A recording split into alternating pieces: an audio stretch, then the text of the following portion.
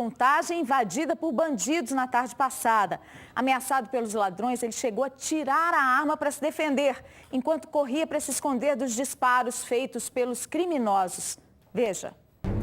Os assaltantes entram na loja e vão até o segurança. O homem que aparece à direita do vídeo com o filho no colo é um policial do GAT que estava de folga. Ele percebe a ação e saca o revólver ainda com a criança nos braços.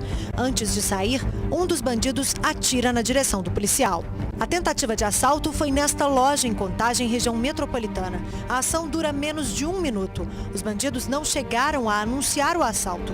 De acordo com o supervisor de vendas, o policial, a paisana, logo desconfiou da dupla. Ele achou estranho a movimentação dos dois.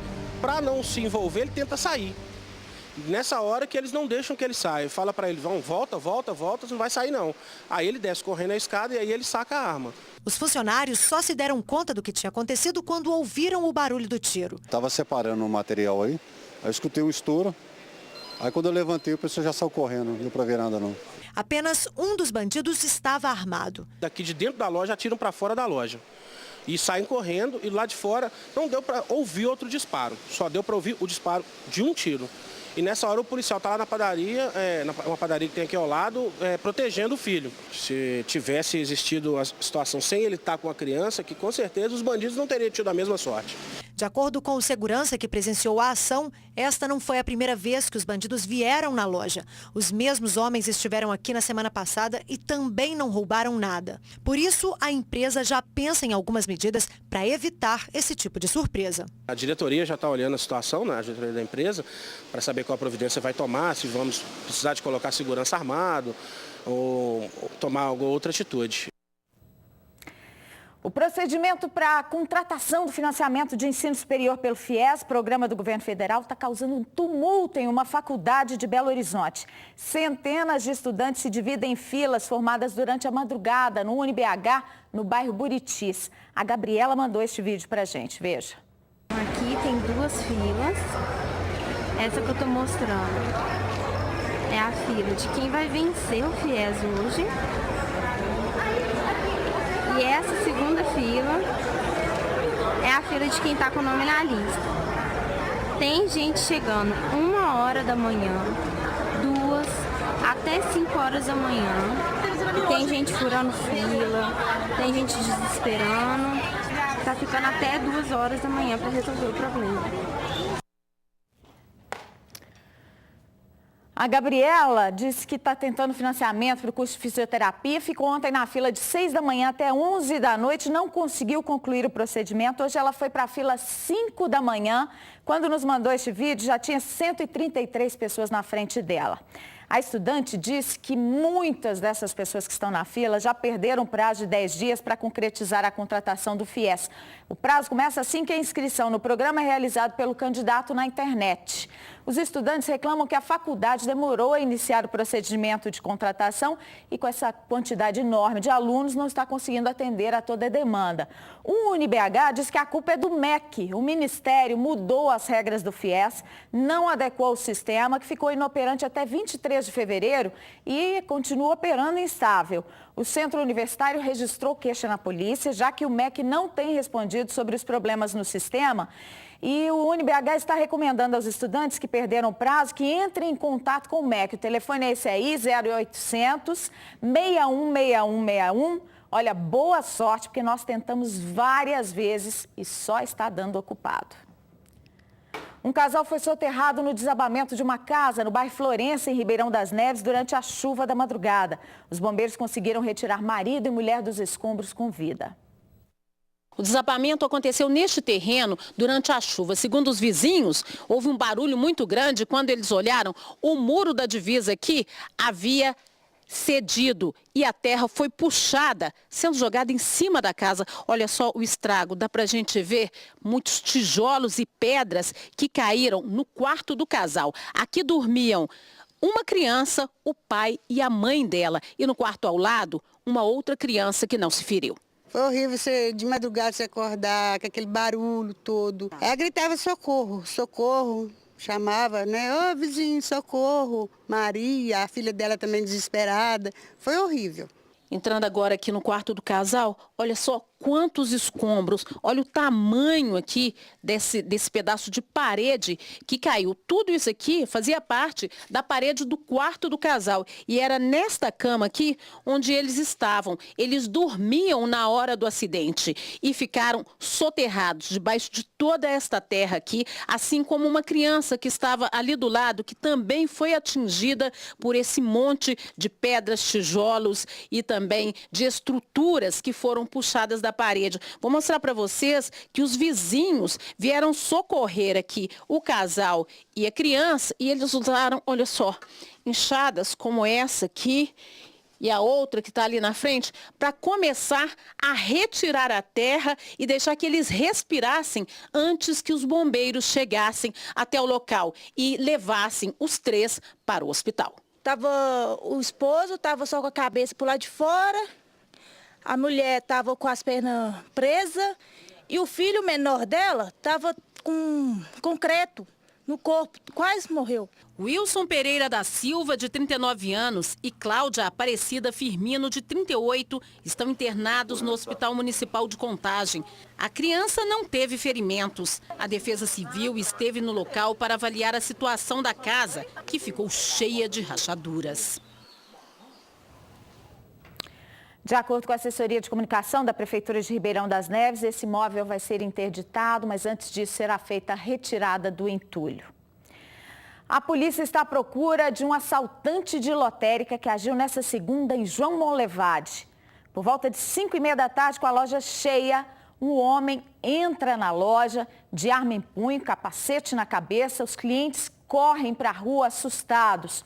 O ladrão segue em direção às cabines, quebra o vidro da porta que dá acesso à área de atendimento. De acordo com o boletim de ocorrência da Polícia Militar, as 3 funcionárias da lotérica disseram que ele fez um disparo e foi rápido em recolher R$ 13.700 dos caixas. Depois fugiu numa moto vermelha. Quem tiver informações sobre esse assaltante pode discar 181, o disque denúncia da PM, com sigilo garantido.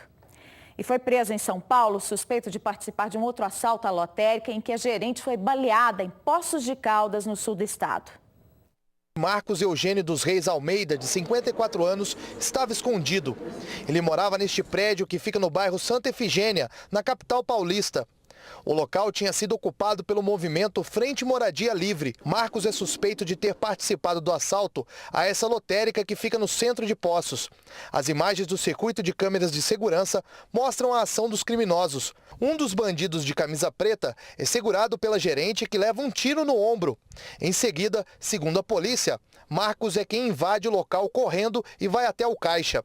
Ele entra em confronto com um homem e quando Marcos aponta a arma, a vítima tropeça e cai no chão. Uma outra câmera do lado de fora mostra o assaltante correndo com um revólver na mão. O desespero é grande. Uma grávida entra em uma loja e desmaia. A funcionária tenta fechar a porta, mas ela quebra sozinha.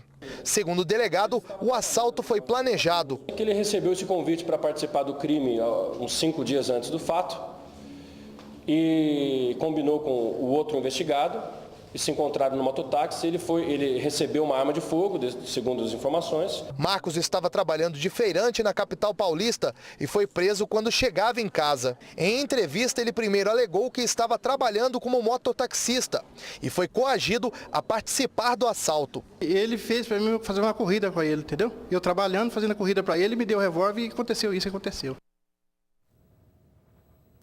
Começaram hoje as obras de construção de uma trincheira que vai eliminar o cruzamento de 2 das mais movimentadas avenidas de Contagem.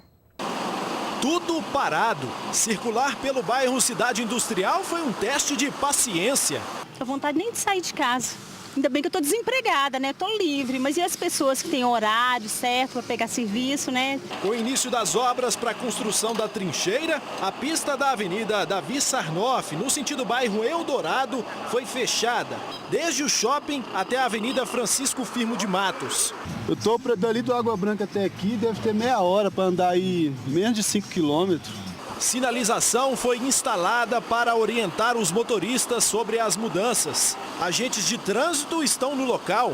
Material informativo é distribuído. 4 pontos de ônibus foram desativados e transferidos. Apesar das orientações, muita gente ainda ficou sem saber para onde ir. Eles começaram a deixar esse informativo, acho que a partir desse final de semana agora, né? Então, se tivesse feito antes, talvez teria... o pessoal teria mais informações, né? Com a trincheira, a previsão é de que o tempo de espera dos motoristas na Avenida Babita Camargos caia cerca de 30%. Já na Davi Sarnoff, o trânsito vai fluir sem interrupções. Com isso, eu consigo melhorar a semaforização da Avenida Babita Camargos, reduzindo também nessa avenida muito tempo de espera, as retenções, para dar mais conforto e acessibilidade para as pessoas aqui na região. Durante a execução da obra, o ideal para quem vem de Belo Horizonte, sentido Nova Contagem, Petrolândia, é pegar a via expressa. Se o deslocamento for para o bairro industrial, prefira a Avenida Tereza Cristina. A conclusão da trincheira está prevista para o meio do ano que vem e a população pode se preparar. Vem mais transtornos por aí. Novas obras estão previstas para vários pontos da cidade. Tudo que é para melhorar é importante, né? Realmente obra é necessária, dá um transtorno, mas a gente tem que ter paciência e esperar. Uma lei para evitar abuso sexual de crianças em banheiros públicos. Espaços com grande concentração de pessoas em BH, como shoppings, parques, prédios públicos, vão ser obrigados a instalar banheiros para a família, usados por meninos e meninas com até 10 anos acompanhados dos pais. Quem não cumprir essa regra está sujeito a multa e até suspensão ou cassação do alvará de funcionamento. Ludmila não deixa o filho de 6 anos ir sozinho ao banheiro em locais públicos e vive passando por situações constrangedoras ao usar o sanitário feminino com ele. Já aconteceu comigo uma senhora achar ruim falar que não podia entrar com uma criança. Aí ela começou a gritar, a discutir comigo, eu virei as costas e fui para outro lugar com ele. Só ficava olhando para mim o tempo todo. Achando ruim. E aí você ficou com vergonha? Para a gerente, o ideal são banheiros para a família, como este de um shopping na zona sul da capital.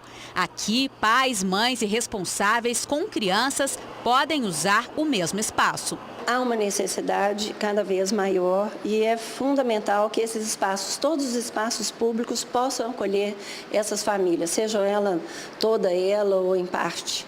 Ideia que virou lei em Belo Horizonte. Agora, espaços públicos com grande circulação de pessoas e banheiros coletivos são obrigados a ter sanitários para uso das famílias. Um pedido de usuários desses locais e movimentos de proteção às crianças, preocupados principalmente com casos de abuso sexual. Um pai pode levar sua filha nesse banheiro e uma mãe pode levar seu filho nesse banheiro. Nós já tivemos vários casos em Belo Horizonte de tentativas de abuso em espaços de grande circulação, onde um pai teve que deixar sua filha entrar sozinha no banheiro, onde uma mãe teve que deixar o seu filho entrar sozinho no banheiro. Então, a partir disso que veio as sugestões, e essa lei nasce daí. A lei vale para crianças de até 10 anos. Lugares como parques, shoppings, cinemas, estádios e até a rodoviária têm 120 dias a partir da lei publicada em 4 de março para se adequar. Em caso de descumprimento, haverá multa de R$5 mil e risco de perda do alvará em caso de reincidência. Eu morro de medo de acontecer alguma coisa, mas assim, em alguns lugares eles não querem deixar entrar. Agora com essa lei vai ficar bem melhor. A segurança hoje ela está valendo para tudo, né? E com relação à família, ela precisa ser priorizado. Agora uma notícia nada boa. A região metropolitana da capital vai ter sobretaxa e racionamento de água em maio. A medida foi anunciada pelo governo nesta segunda, depois que o Instituto Mineiro das Águas declarou estado de escassez hídrica. A falta de recuperação dos mananciais, apesar das chuvas de fevereiro, foi determinante para a decisão. Restam 20 dias para o fim da estação das águas e a média de chuva do período é a mais baixa das últimas 3 temporadas. A partir de abril, o abastecimento terá de ser feito com o que resta nos reservatórios e lençóis subterrâneos. Entre as medidas anunciadas pela Copasa para evitar um colapso estão a sobretaxa para quem consumir acima da média do ano passado, multa para quem desperdiçar, rodízio de fornecimento e o racionamento. Ao todo, a bacia do Rio Paraopeba, que abastece a região metropolitana da capital, está com 31,1% da capacidade. Na mesma época, em 2014, o volume era de 72,5%.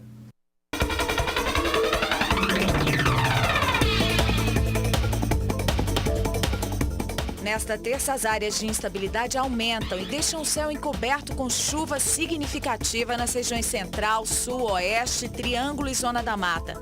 Nas outras áreas do estado, o tempo fica parcialmente nublado, com pancadas de chuva isoladas agora à tarde. Em Belo Horizonte, a temperatura chega aos 26 graus. 23 em Ouro Preto. Máxima de 28 graus em Almenara. De 23 em Varginha.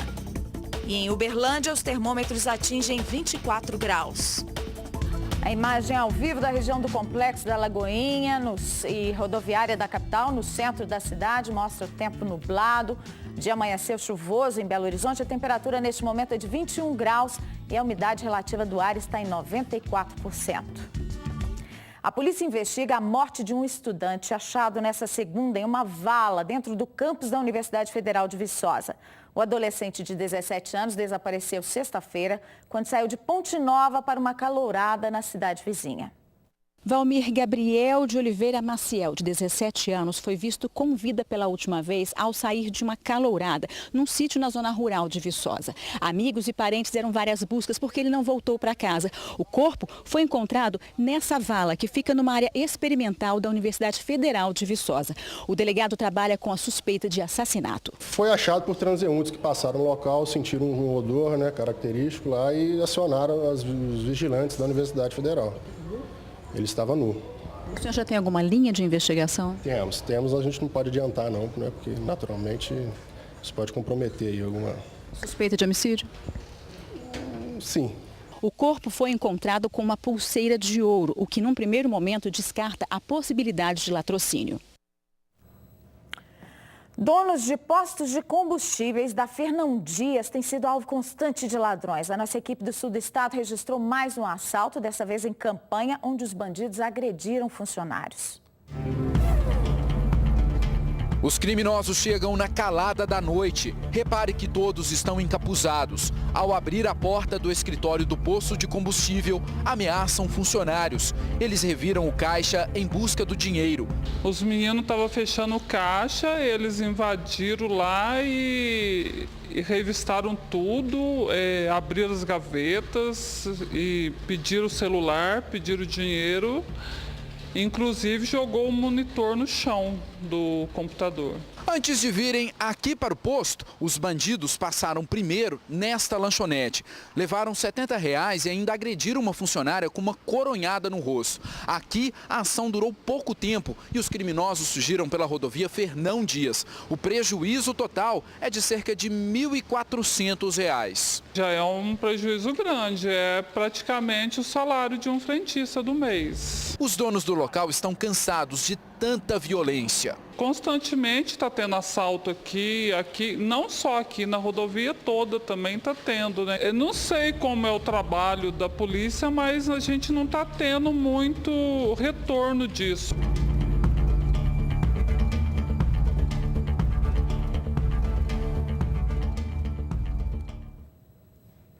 Fotos de um homem em flagrante de atentado ao pudor no meio da rua, compartilhadas por uma rede social, levaram mulheres de 2 bairros de Belo Horizonte a reconhecer a imagem como sendo a do tarado, denunciado ontem aqui no Jornal da Alterosa. O homem tira a roupa e se masturba ali mesmo na rua, em plena luz do dia. O suficiente para espalhar pânico no bairro Anchieta. Preocupante, né, para os moradores, para quem passa, né? E parece que o maníaco tem circulado por outros bairros. Moradores do São Pedro reconheceram o tarado, que se exibia pelas ruas no fim de 2014. É a mesma descrição. Ela falou que é o rapaz que estava aqui no dia que elas chegaram, de manhã cedo. Quando elas vieram para fazer a abertura da loja na frente, ele estava se exibindo, sentado num lugar que não daria para quem estava na rua passando ver entre os carros, mas para elas que estavam de frente para ele, dava para ver. E casos como esse estão cada vez mais comuns. No bairro Buritis, empregadas domésticas denunciaram que foram atacadas quando chegavam para trabalhar. Uma foi violentada. Ele agarrou ela e rasgou a roupa dela, porque ela começou a debater com ele, rebentou a alça da bolsa, pegou no mamar dela. Em janeiro também deste ano, no bairro Padre Eustáquio, um homem atacava mulheres em um ponto de ônibus. Uma das vítimas chegou a fixar cartazes para alertar sobre os riscos. Dá medo de ficar aqui. Muito perigoso, né? Ainda mais que se vê que não é uma rua tão movimentada por pedestres. De acordo com a polícia, ainda não se pode fazer ligações entre os casos. A delegada de repressão a crimes sexuais orienta sobre a importância de se registrar o boletim de ocorrência, mesmo em casos de exibicionismo, porque só assim a polícia pode identificar e prender o maníaco. Ela é imprescindível, até mesmo para a gente traçar a estratégia investigativa, para a gente poder cruzar dados, auxiliar na identificação do indivíduo e nos locais que ele atua. Nós pedimos uma entrevista a alguém do 22º Batalhão, que cobre a área dos dois bairros. Desde ontem até agora a PM não nos deu retorno. O capitão Jackson Ramos, da assessoria de comunicação, informou apenas que o policiamento foi reforçado na região. A crise econômica reduz a oferta de emprego. O número de pessoas no mercado de trabalho da Grande BH caiu de 2013 para 2014. E especialistas acreditam que essa situação deva piorar este ano. Cine cheio. A cena retrata uma realidade apontada em uma pesquisa do IBGE. Em 2013, 2.572.000 pessoas trabalhavam na região metropolitana de BH. No ano passado, este número caiu para 2.527.000 pessoas, o que representou 45.000 pessoas a menos. Pode ser, sim, em função, da crise que a gente passou em 2014 com relação à indústria, por exemplo, que teve um crescimento mais baixo. Então, algumas pessoas foram desligadas realmente, dos postos de trabalho. Mas esse dado absoluto, ele pode também estar refletindo pessoas que deixaram de trabalhar, às vezes, para se qualificar e não estão procurando emprego. Será que está mais difícil encontrar trabalho? Tem 2 meses que eu estou vindo aqui direto e sempre não tem emprego. Em Belo Horizonte, assim, está muito difícil arrumar emprego, Muitas empresas não dão oportunidade para a gente conseguir uma vaga. A gerente explica o que tem deixado a busca por emprego ainda mais complicada. Muitas vezes é o desinteresse do trabalhador nas vagas de emprego oferecidas. Por contrapartida, a empresa deixa de oferecer vagas atrativas, com salários melhores, Também nós percebemos a falta da qualificação. Além desses fatores, há também mais um que agrava esta situação. É a economia do país, que, segundo os especialistas, está desacelerada. Os reflexos foram sentidos nas indústrias de Minas Gerais. Em 2013, 15.000 empregos foram criados. Em 2014, foram menos 35.000 postos de trabalho. A expectativa para 2015 ainda é de continuidade numa redução do emprego, de forma a ajustar a produção à menor demanda de mercado. Este homem é funcionário de uma montadora de veículos da região metropolitana de BH. Ele prefere não mostrar o rosto. O trabalhador está em férias coletivas, juntamente com mais 2.000 colegas. O medo é de ser demitido. O que eles alegam é o seguinte, que estão procurando consertar, adaptar as novas regras agora, as novas situações econômicas. Alguns alegaram que está mexendo na manutenção lá das máquinas, só que para mexer com manutenção na máquina, acabar com um turno, também complicado, acabou o 3º turno e não tem nada certo se ele volta. Flagrante de tiroteio em pleno bairro do Horto, perto do Estádio Independência, em Belo Horizonte. Foi na noite passada, as câmeras do Olho Vivo flagraram o momento em que os bandidos chegaram num táxi roubado, pararam na rua Alexandre Tourinho. 3 desceram e fizeram vários disparos, aparentemente sem alvo definido. Eles estavam armados até com submetralhadora. O trio fugiu e o carro foi encontrado cerca de 1 hora depois na rua João Alfredo, também no Horto. A polícia ainda procura por esses bandidos. Um dos mais premiados fotógrafos do mundo, o mineiro Sebastião Salgado, e a mulher dele, Lélia Vanik, falaram ao público do projeto Sempre um Papo na noite dessa segunda em BH. O tema foi a questão da água e o Instituto Terra, que a Lélia dirige em Aimorés, onde Salgado nasceu, no Vale do Rio Doce. O Sempre um Papo lotou o auditório, todo mundo atento às palavras de Lélia Vanik e Sebastião Salgado. A criação do Instituto Terra foi o ponto de partida da conversa com o público. O casal relembrou os primeiros momentos do projeto de desenvolvimento sustentável na região do Vale do Rio Doce. Foi a transformação de uma área de 700 hectares em Aimorés, que até o ano de 1998 era degradada. Eles falaram dos desafios para mudar o cenário. Um dos principais foi o plantio de 2 milhões de mudas de espécies da Mata Atlântica. Nós temos a capacidade de chegar a ter 1.200.000 árvores, bebezinhos, de pequenas árvores por ano, de mais de 100 espécies diferentes. Sebastião Salgado ainda falou sobre o filme O Sal da Terra, que concorreu ao Oscar e narrou a trajetória do fotógrafo no projeto Gênesis. A expedição registrou, por meio de imagens, civilizações e regiões do planeta até então inexploradas. O casal fez ainda uma reflexão com o público sobre a questão da água. Eles acreditam que o descaso com as matas foi o que gerou a crise, que tem afetado muita gente. Olha, chegamos a esse ponto porque nós destruímos toda uma floresta de uma maneira completamente irresponsável. Então, esse problema pode ser solucionado, mas tem que ser solucionado agora, tem que começar, nós já estamos atrasados, não é? E esperando um resultado a médio e longo prazo. Antes de 10, 15 anos, nem pensar em resultado. Olha, gente, o caminho é se juntar, plantar floresta onde a gente tem que plantar, nos topos de morro, as florestas, as matas ciliares, recuperar as nascentes. Aí sim nós teremos água para todo mundo. Bacana o trabalho desse casal e desse artista que é ambientalista exemplo para o mundo todo. Fique agora com TV Verdade, tem outras informações nos noticiários de 6h40 da noite. Eu volto amanhã, depois do Alterosa Esporte. Até lá.